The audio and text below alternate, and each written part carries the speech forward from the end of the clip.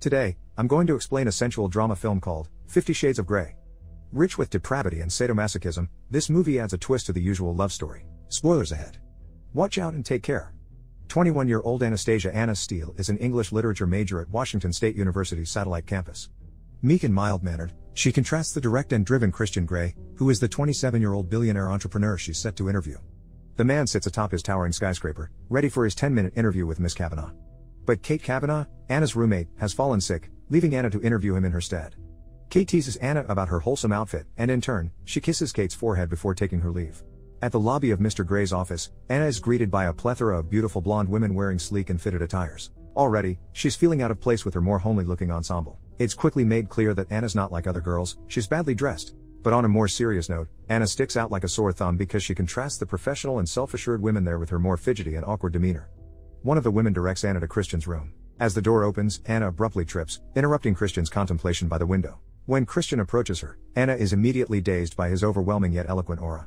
Throughout the interview, Christian intently stares at Anna, making her feel uncomfortable. She monotonously reads out the questions that Kate had prepared, which are unoriginal, to say the least. But after Christian's answers, Anna always has her own little quip for them, showing that she has a heaping spoonful of bluntness to go with her awkwardness. For instance, she asks Christian to what he owes his success, and when Christian answers that he's good at people, Anna retorts that maybe he's just lucky. And when Christian emphasizes that he has a way with knowing what makes people tick and harnessing talented people's efforts, Anna correctly and openly surmises that he's a control freak. Instead of being offended, Christian seems amused by Anna. Given his status, it's likely that there's not much people who have the candor to speak against him. Besides, Christian seems to wear his control freak title with a badge of pride.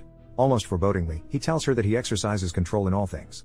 After Anna asks if he feels passionate about the charity projects he does, Christian dismisses the projects as a smart business move. Unable to hide her disapproval, Anna doubles down on her question and proposes that Christian cares more than he lets on. He replies that some people say he has no heart and they say that because they know him well. For the next couple of questions, Anna stumbles over her words and even mentions that Christian's adopted, which she quickly apologizes for. This prompts Christian to ask if she has an actual question for him. Then, Anna clumsily blurts out, "Are you gay?" making the both of them chuckle awkwardly. Anna apologizes for the question, explaining that Kate wrote it, but Christian does reply that he's not gay. At this point, Christian sits down, instructing Anna to forget Kate's questions and ask him something that she wants to know instead. Anna then alludes to an earlier statement that Christian made, that there are people who know him well. Anna says that she has a feeling that that isn't true. This strikes a chord with Christian, who's growing more and more fascinated by Anna's unexpected defiance and her astute mind. One of Christian's secretaries comes through the door to inform him that his next meeting's coming up. However, Christian abruptly cancels this to spend more time with Anna. With Christian saying that he wants to know more about her, their roles switch, and Christian's now the one asking questions. After asking her about literature, her education and her plans after college, he offers her a place in their local internship program. Anna is flustered by this, and she says that she doesn't think she'd fit in. When Christian asked her about literature, it wasn't just him flexing how cultured and well-read he is. He may have made a connection between Anna's interest in literature and the way she tried to see if there's anything behind his enigmatic and loveless facade. It's either Anna's an optimist who sees the good in people, or literature has taught her that there's always something more behind that rich and smoldering jerk you're talking to. When the interview concludes, Anna steps out of the building, unbothered by the rain. Finally, she feels that she can truly breathe after their intense meeting. The following day, Anna goes to work in her job at Clayton's, a hardware store. Anna receives a call from her mother, who informs her that she won't be able to come to her graduation, much to Anna's disappointment. Suddenly, her boss calls her to help in another aisle. Anna follows him and is surprised to see Christian Grey right then and there in her hardware store. After getting over her initial shock, Anna assists Christian with purchasing a couple of peculiar items, including some cable wire, tape, and rope. At the checkout counter, Anna mentions that Kate had a hard time clearing a photo of him. To this, Christian offers to have a photo shoot, and he invites her and Kate. The photo shoot is held at the Heathman Hotel, where Christian is currently staying at. There, Anna's photographer friend, Jose, holds the photo shoot. Right after, Christian invites Anna for coffee. Christian asks if Jose's her boyfriend, noting how he would look at Anna. Then, he confirms if she's together with her boss at Clayton's, and Anna chuckles before saying that she isn't. As they go for coffee, the pair starts talking some more. It almost feels like a repeat of their first encounter. Anna remains as blunt and awkward as before, while Christian behaves like he has control over the conversation. Still, Anna never fails to point out that he's high-handed, and he'd refute her by saying he's used to getting his way. Christian then tells her to tell him about her family, so Anna does. She talks about how her stepfather raised her and how her mother is on husband number 4 as she's an incurable romantic. When Christian asks if she's romantic, too, Anna offhandedly says that she has to be since she's a literature major. In the middle of her talking, Christian cuts her off, saying he can't do this before offering to walk her out. As they walk outside, Anna asks if he has a girlfriend, and Christian responds that he doesn't do the girlfriend thing. Suddenly, a biker almost hits Anna, so Christian pulls her out of the way. She closes her eyes when he touches her face, but Christian softly tells her that he's not the man for her and that he has to let her go. With a look of hurt, Anna bids him goodbye and walks away. Later that evening, Anna receives a package from Christian. Kate reads the note aloud, which contains a quote about how women know of the dangers of relationships because they read novels telling of them, and Anna identifies it as a quote from Tess of the D'Urbervilles. When she opens the package, she finds first edition copies of 2 Thomas Hardy novels, including Tess of the D'Urbervilles. Though she's stunned by the books, she resolves to return them, saying that they're too much. Frustrated with Christian's come-and-go behavior, she drinks. True to her name, Anna has a steely personality herself when provoked. She's not interested in tolerating a wishy-washy man like Christian, especially after he got her hopes up then dipped when he realized that she's a nerd. Kidding aside, it's clear that the two are at odds with each other. Anna's a believer of romance, and she's looking for something serious while Christian is daunted even by the prospect. At a bar, Anna and her friends have their graduation celebration. She drinks a lot more than usual then goes to line up for the women's bathroom. There, she spontaneously gives Christian a drunken call, sarcastically thanking him for the expensive books before informing him that she's returning them. Noticing her strange speech, Christian asks if she's been drinking, and when she confirms this, he orders her to go home. After calling him bossy, Anna starts doing impressions of Christian ordering her around and flip-flopping between wanting her to come closer and demanding her to go away. Despite Christian's adamance to know where she is, Anna refuses to tell him then hangs up on her phone. After a few seconds, Christian calls her, telling her not to go anywhere. It's a wonder how on earth Christian managed to figure out which bar Anna's in. Does he have IT guys on his beck and call ready to track her down? Is he just creep extraordinaire? We may never know. Later, Anna steps out of the bar to get some air. Anna is shivering from the cold night when Jose follows her outside and puts a denim jacket over her. Suddenly, Jose confesses that he's always had feelings for her. He asks for a kiss, but Anna refuses. Insistent, Jose holds her tight to try and get a kiss from her, but Christian steps in just in time to push Jose away. Anna abruptly vomits on the ground, and while Christian's tending to her, Jose disappointedly walks away. Christian tells her that he'll take her back to his place, but Anna's worried about leaving Kate alone. To assure her, Christian says that he brought his brother, Elliot, along to tell Kate he's taking Anna with her. On the dance floor, Kate and Elliot are already dancing and having a good time together. Anna suddenly passes out, and Christian takes her to his hotel room. When Anna wakes up, she's wearing a different set of clothes.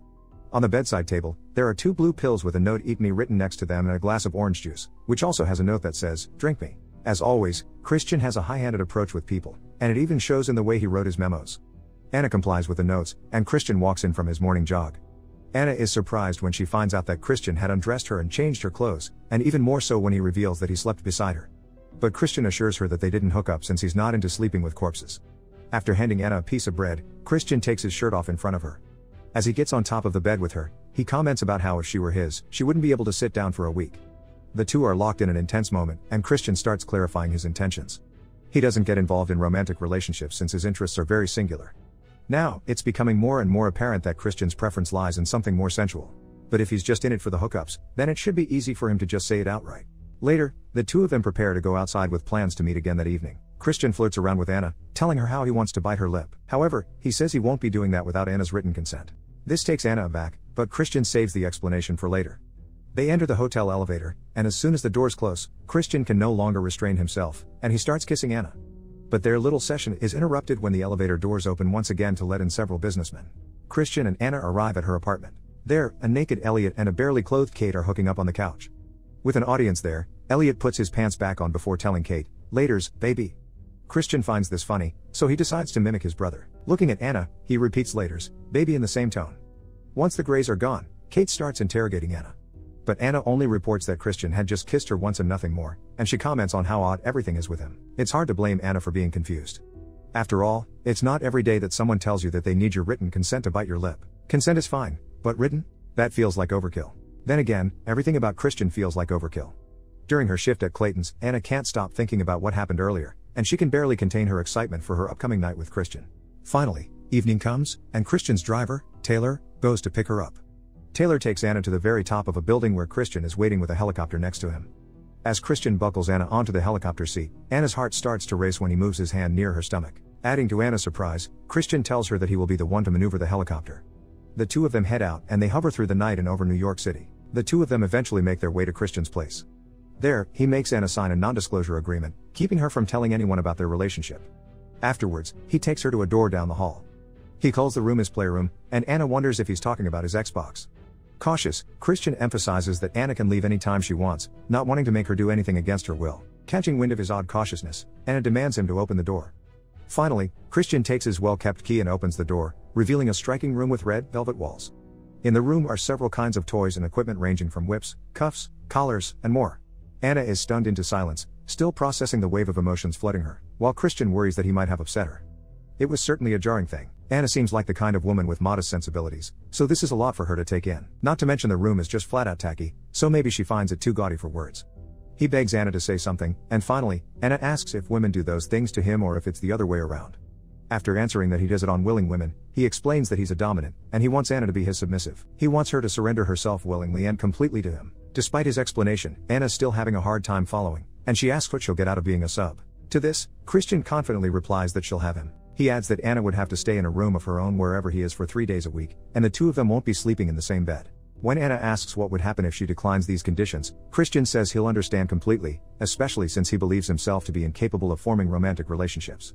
After all that, Christian starts discussing the contract. There will be a contract specifying everything Anna would and would not be willing to do. This is when Anna admits that she's never slept with anyone before, much to Christian's surprise.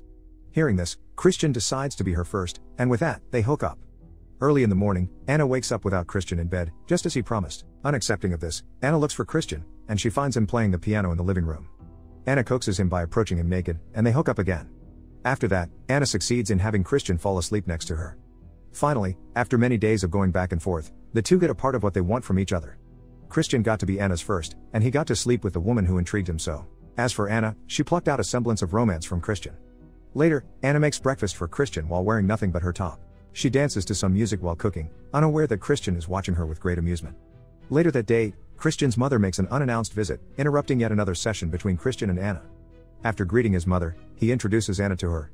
Christian's mother is pleased by this as Anna's the first girl that he's introduced to her.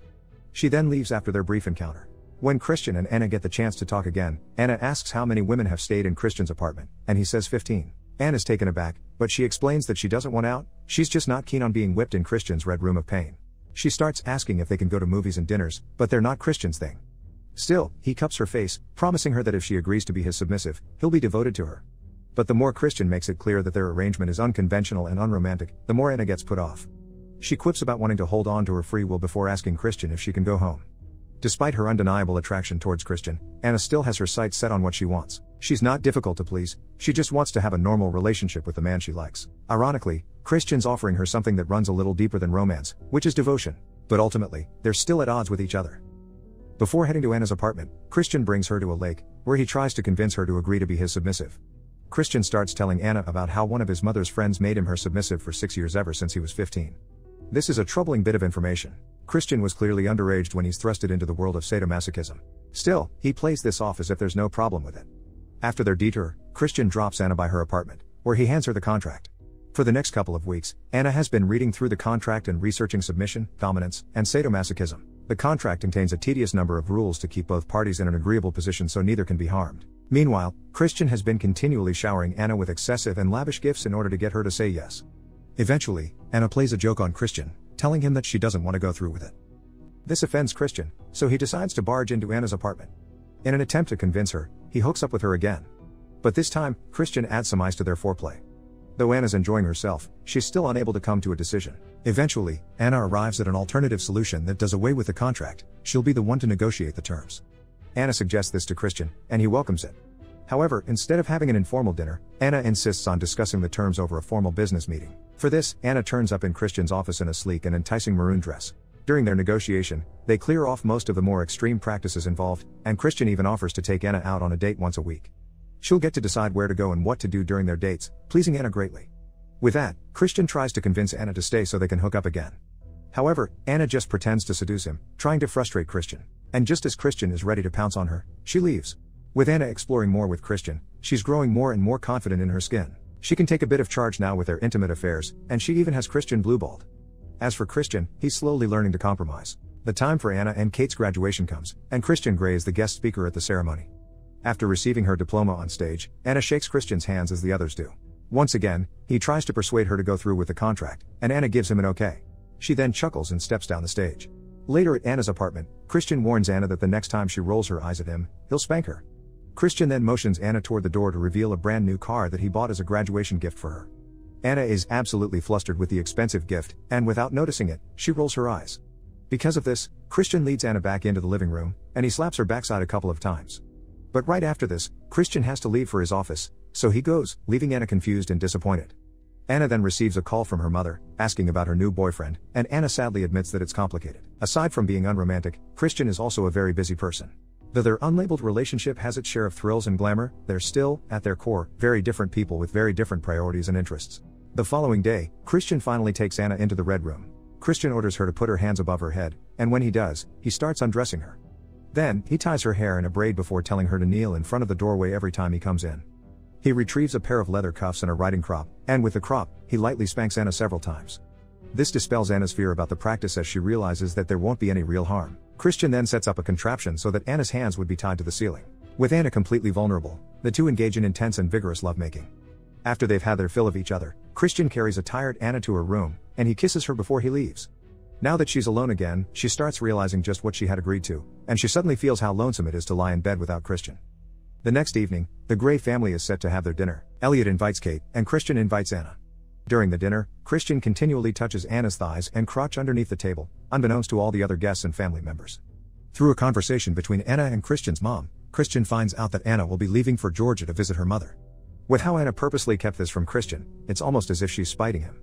She could be showing him that he doesn't have full access to her, especially with the current state of their relationship. Frustrated, Christian excuses himself and Anna. Once alone, he carries her over his shoulder and spanks Anna again while expressing how annoyed he is. Setting her down, Christian kisses her and tells her that she's his, but Anna eventually pulls away from him. She expresses her desire to have a normal romantic relationship with him, her desire to touch him and know him since he's still so closed off. Anna tries asking him about the scars on his chest, but Christian just says he had a rough start in life. Later, Anna is asleep when Christian sits on the bed. Solemn, he talks to the sleeping woman about his birth mother, who was a crack addict and an escort. Though she's been dead for most of his life, he says that he can still remember terrible things. Now, it's evident that Christian's had a very troubled life. All the tragedies in his life forged an impenetrable guard around Christian, and it's one that Anna wants nothing more than to chip at. Eventually, Anna arrives in Georgia to be with her lovely mother and stepfather. One afternoon, Christian shows up out of nowhere there in Georgia, surprising Anna. He takes her to fly in a small plane, and they enjoy their impromptu time together. Anna tries to convince him to be more romantic, but he suddenly receives a call from work. With that, the man leaves in a hurry. After returning home, Anna continues seeing Christian, and she keeps consenting to the intimate acts between them. However, she's also continually frustrated by Christian's emotional coldness. In an attempt to understand him better, she tries asking why he wants to hurt her and punish her. Christian refuses to answer at first, but eventually he erupts, snapping that this is the way that he is and that he's 50 shades of messed up. In the heat of the moment, Anna tells him to show her what he wants to do to her, to punish her and show her the worst, so she can finally understand him. Christian takes Anna to the playroom, and there, he whips Anna's buttocks 6 times, making Anna cry. Upset and disgusted, Anna realizes that Christian is the wrong man for her. Because of this, she breaks up with him. Anna walks to the elevator, and when Christian tries following her, she firmly tells him to stop. And with tears in Anna's eyes, the elevator door closes. While 50 Shades of Grey is known for the whips, cuffs, spanking, and everything in between, its core story is about two people who can't be together. Christian knew from the start that he can't be the man that Anna needs. If he just listened to his instincts, then he would have spared them both the heartache. But at the same time, their time together were some of the moments they had. Still, even if what you want is each other, it's hard to make things work if you're looking for different things. Subscribe to watch more videos like this. Turn on notifications. And leave a like, it really helps the channel out. Thank you for watching.